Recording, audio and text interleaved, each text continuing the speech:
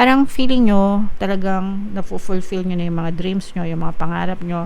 Everything is working out. Kung paano nyo siya vision dati, kung paano nyo siya na-vision dati, kung paano nyo visualize na magiging successful kayo, magiging mayaman kayo, pagpapalain kayo, or maabot nyo yung dreams nyo. Talagang in the future, makakamit nyo yung mga blessings na yan and yung mga pangarap na yan.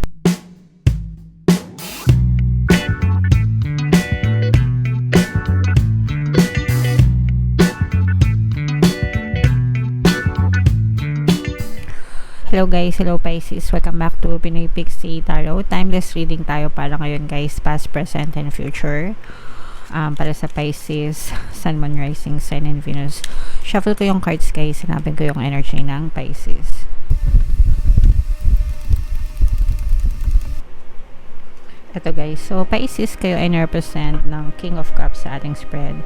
Timeless reading mga kapisi-pisi, sinabing timeless. Anytime na mapanood nyo yung video, pwede siya mag-resonate sa inyo, pwede rin hindi. If in case hindi kayo naka-resonate dito guys, try nyo panoorin next time, next year, next month, next week, kahit kailan. And by those time guys, pwede nang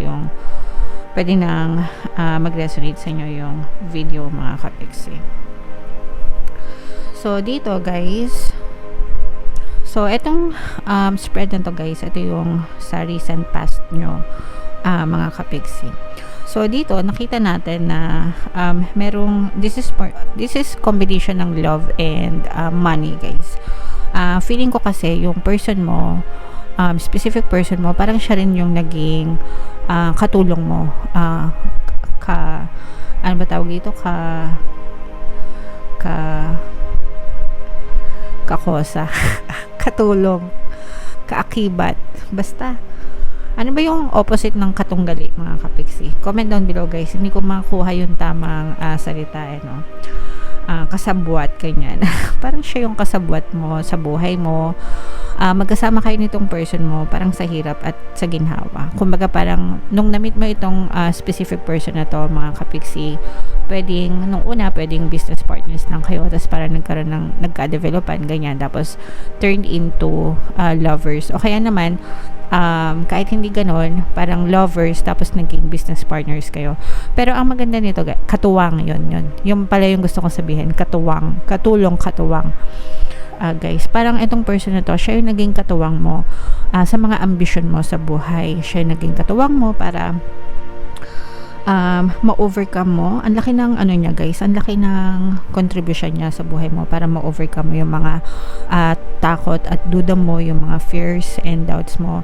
Siya yung nagsilbing inspiration mga kapiksi, and siya yung nagsilbing motivation mo sa buhay. Kumbaga ang laki ng contribution niya para mapalakas yung loob mo, ganyan, para matamasa mo yung buhay na natatamasa mo ngayon. So napakalaki ng bahagi niya guys, hindi lang sa love mo, pero parang sa overall growth mo and development mo in terms of your career, ganyan, or negosyo, kung ano man yung source of income nyo right now. And pinagtulungan nyo ito mga kapiksi. And doon sa mga times na nagdududa ka sa sarili mo, nandyan siya, pinalalakas niya yung loob mo.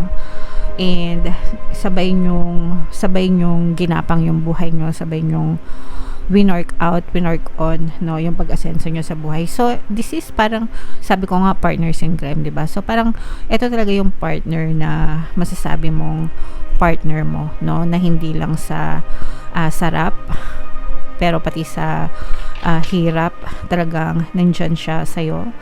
And pinatunayan niya sa'yo na hindi kanya iiwan kahit na marami kang struggles and maraming painful na ikaw na pinagdaanan mga kapiksi. Okay? So, yun yung nakita natin sa recent past. Ngayon, dito naman sa inyong present mga kapiksi,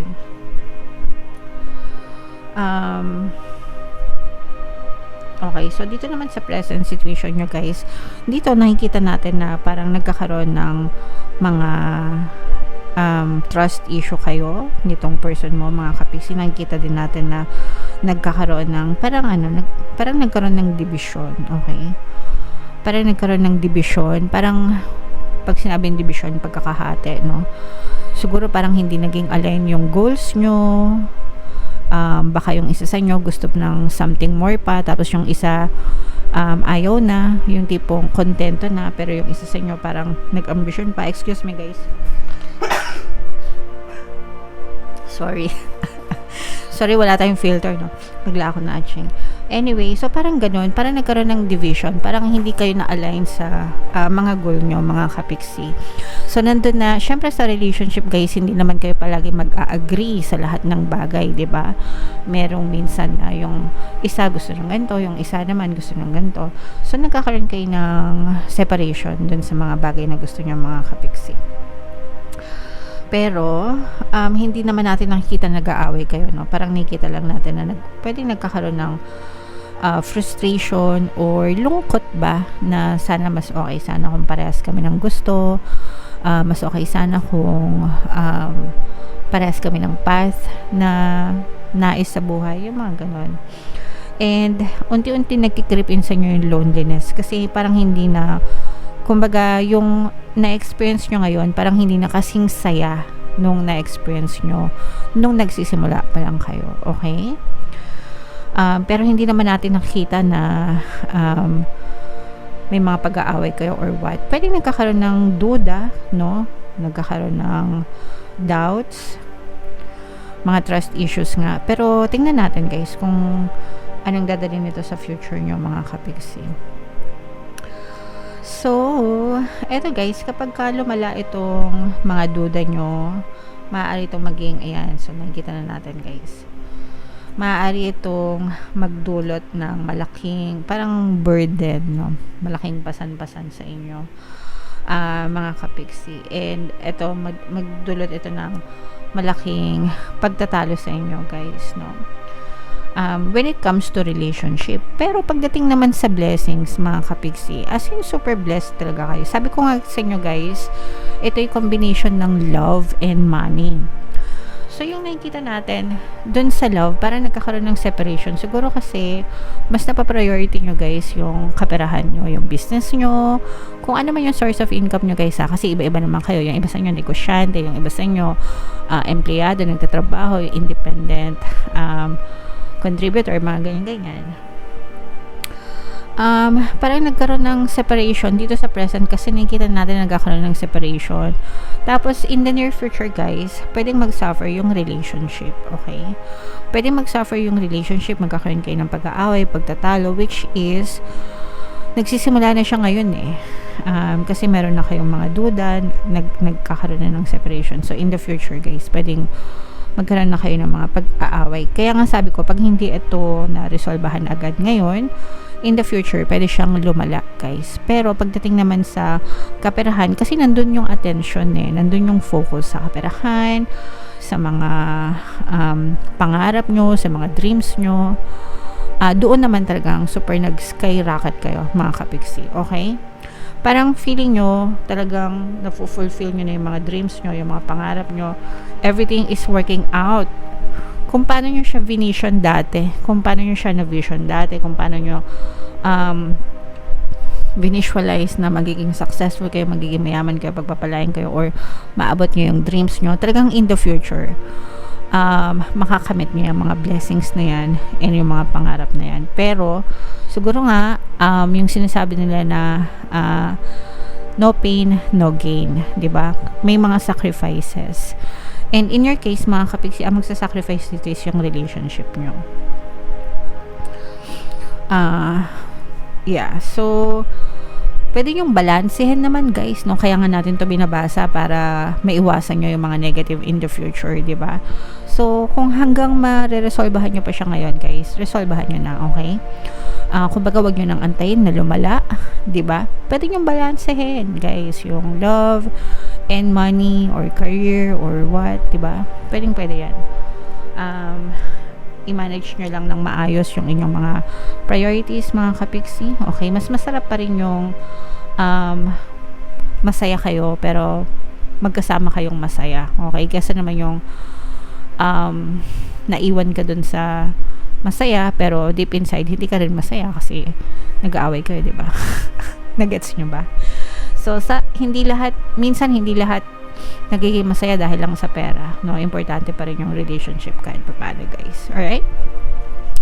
So, comment down below. Ito guys, i-mind yan sa comment section. No? Mind blessings, mind pagpapala, mind katuparan ng mga pangarap. Yan, kasi yan talaga yung nakikita natin for you guys. Okay? So, yeah.